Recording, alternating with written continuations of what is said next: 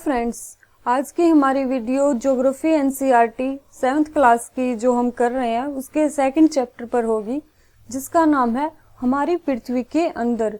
यानी इस चैप्टर में हम पृथ्वी के आंतरिक भाग का अध्ययन करेंगे। तो चलिए आज का चैप्टर देखते हैं। हमारी पृथ्वी एक गतिशील ग्रह है।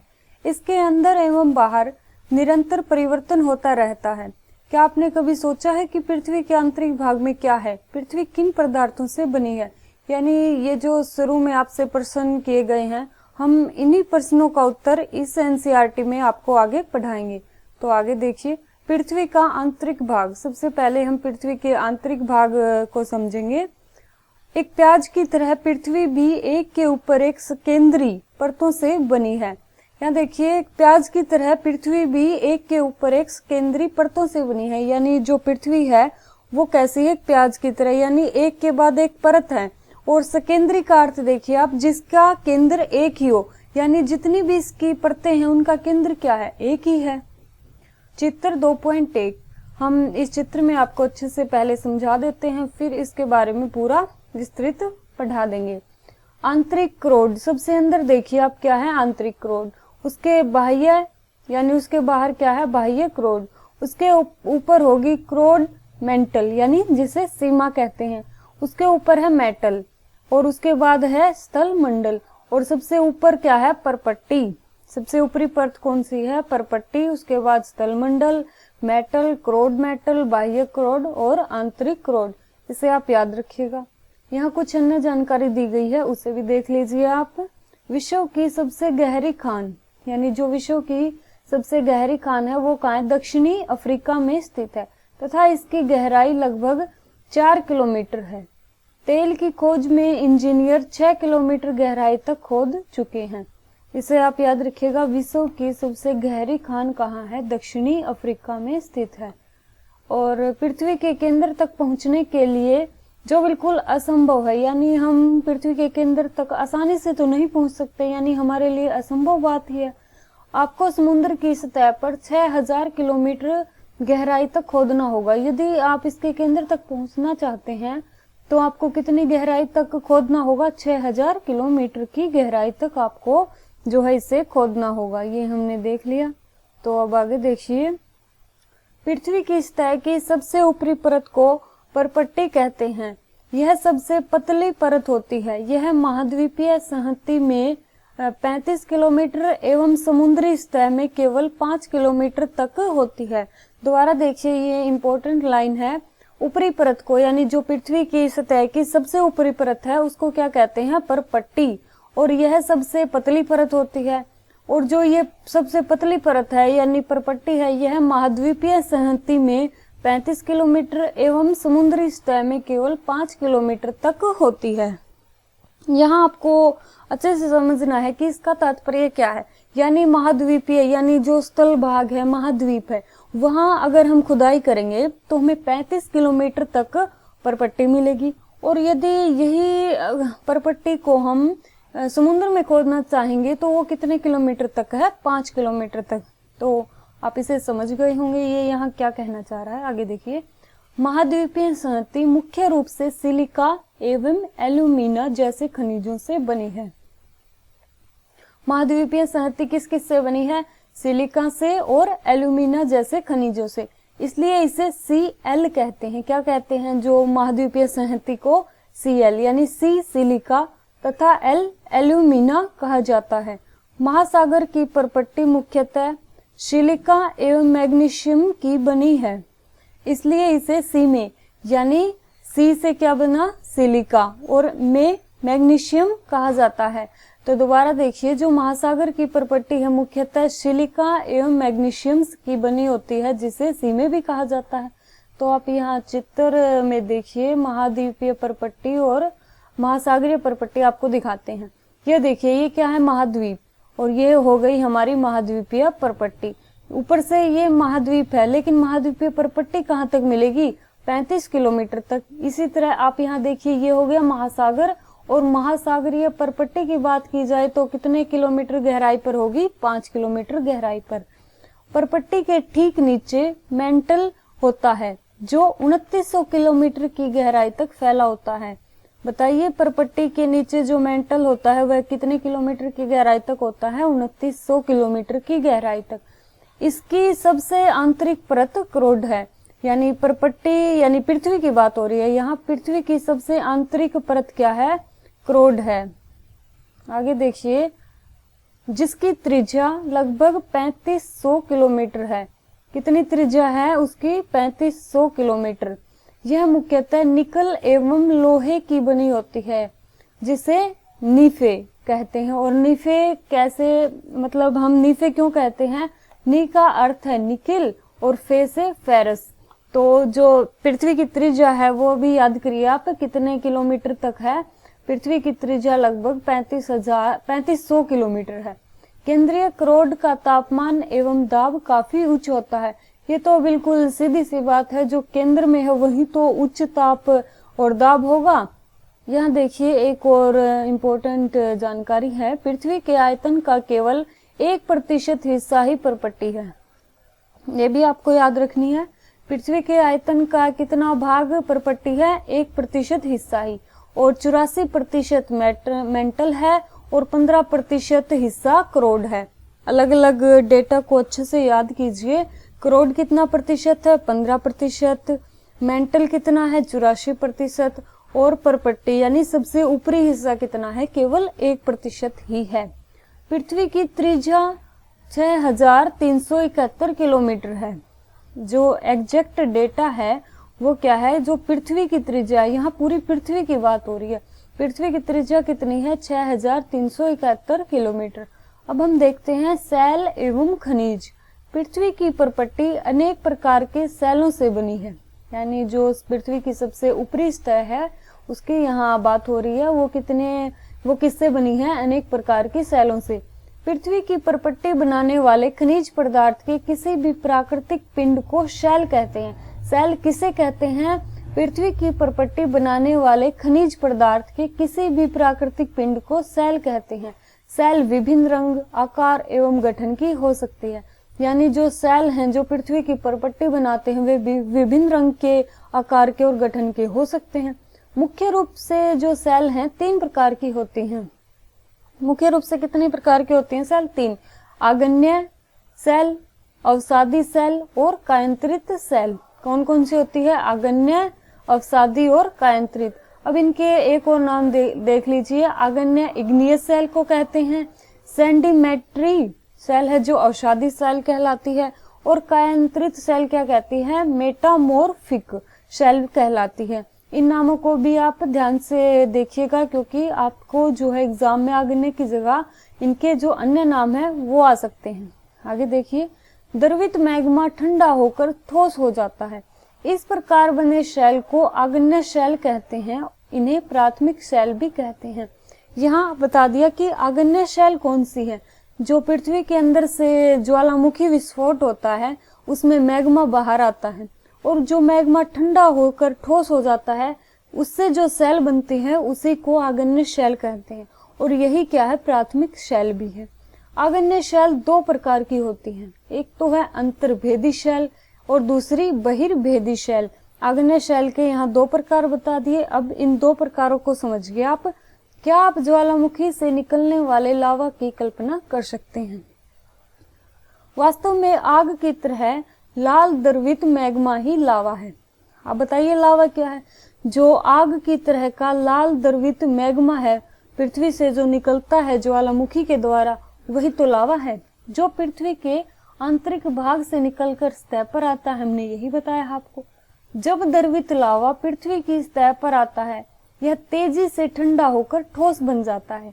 परपट्टी पर इस प्रकार से बने शैल को बहिर्भेदी आगन्य शैल कहते हैं। यानी जब लावा है, द्रवित लावा पृथ्वी की सतह पर आता है और तेजी से ठंडा होकर ठोस बन जाता है, तो इससे परपट्टी पर जो शैल बनती है वही क्या है? बहिर्भेदी आगन्य शैल है। इसकी संरचना बहुत महीन दानों वाली होती है।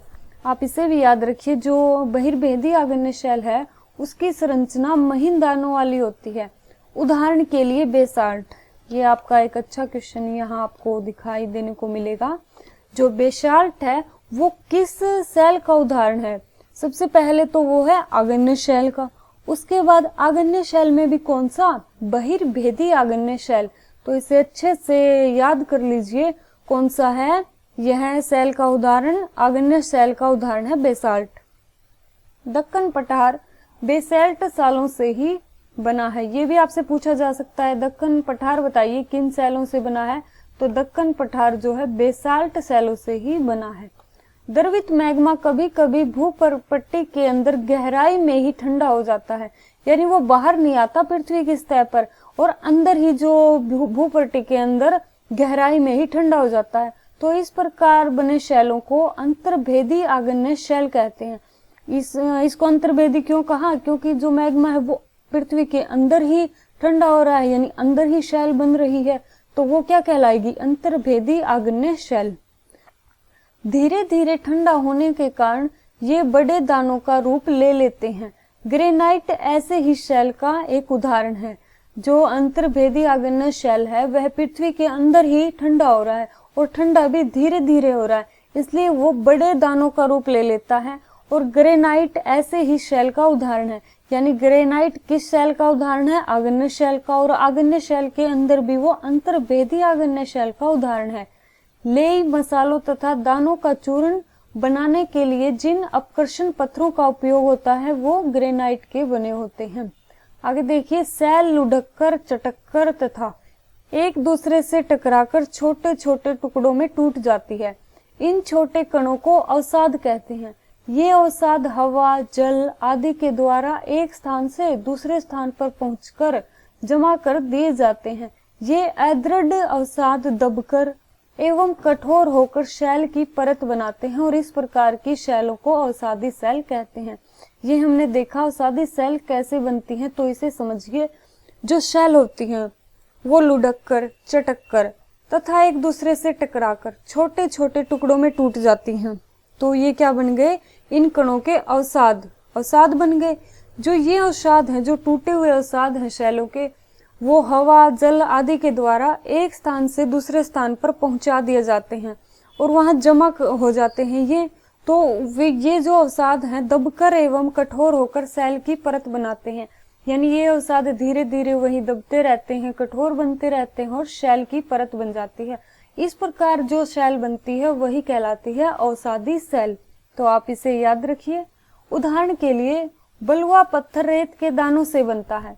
इस सेल में पौधों, जानवरों एवं अन्य सूक्ष्म जीवाणुओं जो कभी इन सेलों पर रहे हैं के जीवाश्म भी हो सकते हैं। सबसे पहले तो आप यहाँ अगर नोट्स बना रहे हैं साथ में, तो इसे नोट करिए कि जो बलुआ पत्थर है वो रेत के दानों से बनता है, और ये आपने देख लिया। और जो जीवाश्म है वो किन सेलों में पाए जाते हैं? वो इन्हीं सेलों में, यानी अवसादी सेलों में ही जीवाश्म भी पाए जाते हैं। आगे देखिए, आग्नेय एवं अवसादी सेल उच्च ताप एवं दाब के कारण कायांतरित सेलों में परिवर्तित हो सकती हैं। यानी जो आग्नेय और अवसादी सेल है वही कायांतरित सेलों में परिवर्तित होती हैं, लेकिन किस तरह से होती हैं? जब वो उच्च ताप एवं दाब से प्रभावित होती हैं। उदाहरण के लिए चिकनी मिट्टी स्लेट में एवं चूना पत्थर संगमरमर में परिवर्तित हो जाता है। तो जो स्लेट और संगमरमर है वो किस तरह के सेलों के उदाहरण हैं? वो कायांतरित सेलों के उदाहरण हैं।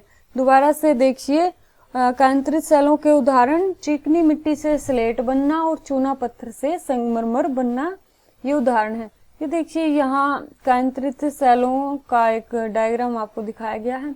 अब यहाँ जीवाश्म की डेफिनेशन है, शब्दावली वो रह गई है, उसे देखिए आप, क्योंकि ये जो बॉक्स में ये एनसीईआरटी में जानकारी होती है वो बहुत ज्यादा इम्पोर्टेंट होती है, हम उसको छोड़कर नहीं चल सकते। जीवाश्म देखिए क्या बताया है यहाँ, सेलों की परतों में दबे मृत पौधों एवं जंतुओं के अवशेषों को जीवाश्म कहते हैं। किसे कहते हैं जीवाश्म? जो सेलों की परतों में दबे मृत पौधे होते हैं और जंतुओं के अवशेष, उन्हीं को जीवाश्म कहते हैं।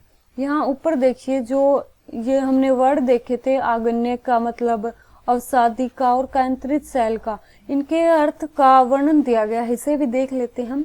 इग्नियस है जो लैटिन शब्द इग्नस से बना है, जिसका अर्थ है अग्नि। सेंडिमेंट्री लैटिन शब्द सेंडिमेंटम से बना है जिसका अर्थ है स्थिर। और मेटामॉर्फिक ग्रीक शब्द मेटामॉर्फोस से बना है जिसका अर्थ है रूप परिवर्तन। तो इसी तरह से इनके जो नाम है वो इनके स्वरूप से भी मैच खाते हैं, इसीलिए मेटामॉर्फिक किसका नाम है कायंत्रित शैल का, सेंडिमेंट्री किसका है अवसादी शैल का, और इग्निस क्या है आग्नेय शैल का दूसरा नाम है। तो ये हमने अच्छे से देख लिया है। अब हम आगे देखते हैं। सेल हमारे लिए बहुत उपयोगी होते हैं। कठोर सेलों का उपयोग सड़क, घर एवं इमारत बनाने के लिए किया जाता है। आप पत्थरों का उपयोग कई खेलों में करते हैं। उदाहरण के लिए 7 पत्थर यानी पिट्ठू, आपने भी बचपन में खेला होगा पिट्ठू का खेल, ये बहुत अच्छा होता था, बच्चे बड़े खुशी से इसे खेलते हैं। चिब्बी डी, ये हमें नहीं पता। 5 पत्थर यानी गिट्टी आदि। यहाँ पत्थर से खेले जाने वाले खेलों का वर्णन दिया है। आप अपने दादा दादी, माता पिता, पड़ोसियों से इस तरह के अन्य खेलों की जानकारी भी ले सकते हैं। अब देखते हैं यहाँ 2 स्मारकों का वर्णन दिया हुआ है। सबसे पहले देखिए लाल किला, लाल बलुआ पत्थर से बना है। ये देखिए जो लाल किला है आपको साफ ही दिख रहा है, ये लाल बलुआ पत्थर से बना है। और ताजमहल सफेद संगमरमर से बना है। यहाँ बताइए आप संगमरमर किस तरह की शैल है, तो यह कायंत्रित शैल है। ये देख लिया हमने। आपको जानकर आश्चर्य होगा कि किन्हीं निश्चित दशाओं में एक प्रकार की सेल चक्रीय तरीके से एक दूसरे में परिवर्तित हो जाते हैं। एक सेल से दूसरे सेल में परिवर्तन होने की इस प्रक्रिया को सेल चक्र कहते हैं। तो अब हम आपको सेल चक्र समझाते हैं। सेल चक्र में क्या होता है, एक सेल का दूसरे सेल में परिवर्तन ही सेल चक्र है। पहले इसे डायग्राम से देखते हैं, फिर जो यहाँ दिया गया उसे पढ़ेंगे। सबसे पहले देखिए पृथ्वी में जो है ज्वालामुखी का विस्फोट होता है, उसके अंदर से निकलता है मैग्मा। मैग्मा बाहर निकलता है और ठोस हो जाता है तो कौन सी चट्टान का रूप ले लेता है, आग्नेय शैल बन जाता है। आग्नेय शैल जो है टूटकर तलछट बन जाते हैं यानी अवसाद के रूप में, और जो अवसाद हैं वो इकट्ठे होते जाते हैं और बन जाते हैं अवसादी सेल। इसके बाद अवसादी सेल का भी जो उच्च दाब और ताप के प्रभाव के कारण दूसरा रूप परिवर्तन हो जाता है और अवसादी सेल बन जाती है कायंत्रित सेल। और उसके बाद अंतिम स्टेज में जो है कायंत्रित सेल भी दोबारा से जो है रूप परिवर्तित करके पृथ्वी के अंदर चली जाती है, यानी यह भी प्रभावित होकर दोबारा से पृथ्वी के अंदर चली जाती है और फिर दोबारा से वही मैग्मा बाहर निकलता रहता है। यानी इस प्रकार इस पूरे सेल चक्र को आप यहाँ समझ सकते हैं। अब देखिए यहाँ आप जानते हैं कि द्रवित मैग्मा ठंडा होकर ठोस आग्नेय सेल बन जाता है। ये आग्नेय सेल छोटे छोटे टुकड़ों में टूटकर एक स्थान से दूसरे स्थान पर स्थानांतरित होकर अवसादी सेल का निर्माण कर लेते हैं। ताप एवं दाब के कारण ये आग्नेय एवं अवसादी सेल कायंत्रित सेल में बदल जाते हैं। अत्यधिक ताप एवं दाब के कारण कायंत्रित सेल पुनः पिघलकर द्रवित मैग्मा बन जाती है और यह द्रवित मैग्मा पुनः ठंडा होकर ठोस आग्नेय सेल में परिवर्तित हो जाता है। यानी दोबारा से वही चक्कर चलता रहता है और एक सेल दूसरे सेल में, दूसरी सेल तीसरे में अपना रूप बदलती रहती है। यही हमने इस सेल चक्कर में समझा है। अब आगे देखिए, सेल विभिन्न खनिजों से बनी होती हैं। खनिज प्राकृतिक रूप में पाए जाने वाले पदार्थ हैं जिनका निश्चित भौतिक गुणधर्म एवं निश्चित रासायनिक मिश्रण होता है। खनिज क्या होते हैं, दोबारा से देखिए, खनिज हैं प्राकृतिक रूप में पाए जाने वाले पदार्थ जिनका निश्चित भौतिक गुणधर्म एवं निश्चित रासायनिक मिश्रण होता है। ये आपने समझ लिया। खनिज मानव जाति के लिए बहुत महत्वपूर्ण है। कुछ का उपयोग ईंधन की तरह होता है जैसे कोयला, प्राकृतिक गैस एवं पेट्रोलियम। इनका उपयोग उद्योगों, औषधि एवं उर्वरक में भी होता है जैसे लोहा, एल्यूमिनियम, सोना और यूरेनियम। तो हमने हमारा आज का चैप्टर जो है कंप्लीट कर लिया है। एक बार दोबारा से देखते हुए चलते हैं हमने क्या क्या किया। सबसे पहले हमने पृथ्वी के आंतरिक भाग को देखा जिसमें ऊपरी परत क्या थी, परपट्टी, उसके नीचे मेंटल थी, उसके नीचे क्रोड थी। यहाँ आपको एक बात याद रखनी है, पृथ्वी की त्रिज्या देखिए 6371 किलोमीटर है। उसके बाद हमने शैल और खनिजों को विस्तृत रूप से पढ़ा जिसमें सेल 3 प्रकार की होती हैं, आगन्य सेल, अवसादी सेल और कायंत्रित सेल। आगन्य सेल है वो आगे 2 प्रकार की होती हैं, बहिर्भेदी सेल और अंतर्भेदी सेल। आप देखिए बेसाल्ट किस तरह की सेल है, हमने देखा बहिर्भेदी आगन्य सेल, और ग्रेनाइट किस तरह की सेल है, अंतर्भेदी आगन्य सेल। उसके बाद देखिए जो है पत्थर यानी बलुआ पत्थर रेत के दानों से बनता है, ये किस तरह की सेल है, अवसादी सेल। उसके बाद देखा हमने स्लेट और संगमरमर है वो किस तरह की सेल है, कायंत्रित सेल है। उसके बाद हमने देखा जो सेल है वो किस तरह से एक दूसरे में रूप परिवर्तन करती रहती हैं, यानी सेल चक्र को समझा। और लास्ट में हमने क्या किया, खनिज के बारे में पढ़ा। तो इस तरह हमारा आज का चैप्टर कंप्लीट होता है। हम अगली वीडियो में आपसे फिर मिलेंगे 3rd चैप्टर के साथ, जो कि ज्योग्राफी का एक इम्पोर्टेंट चैप्टर है। यानी आप यह याद रखिएगा कि जो ज्योग्राफी की एनसीईआरटी है वो यूपीएससी के लिए बहुत ज़्यादा ज़रूरी है, क्योंकि जो प्रीलिम्स के क्वेश्चन है वो इससे बाहर बिल्कुल भी नहीं आते हैं। यदि आपने साथ में करंट को भी तैयार कर लिया, यानी करंट की लोकेशन को भी इसके साथ आपने अच्छे से कवर कर लिया है, तो आपका एक भी क्वेश्चन इससे बाहर नहीं होगा। तो चलिए अगली क्लास में फिर मिलते हैं।